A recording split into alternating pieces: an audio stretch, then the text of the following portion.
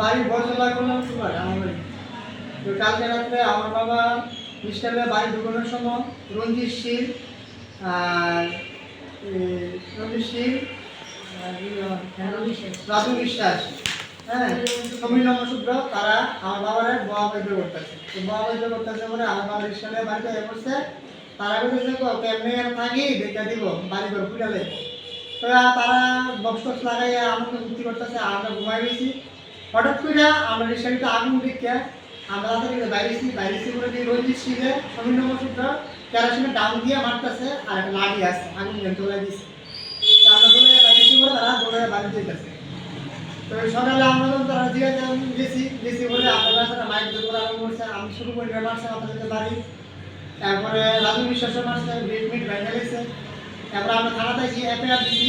FIR দিয়ে এখন বাড়িতে আইটেম নিয়েছি, তখন সমীর নমশূদ্র আমার দাও দিয়ে মাথার ভিতরে বুক দিচ্ছে। রাজু বিশ্বাসও আমার বাবার পাওয়ার ভিতরে দাও দিয়ে বুক দিচ্ছে, মাথার ভিতরে বাইরে গেছে। আমার বইয়ের পাওয়ার ভিতরে বাইরে গেছে। সমীর নমশূদ্র, রাজু বিশ্বাস আর রঞ্জিত সিং, তারা তিনজন।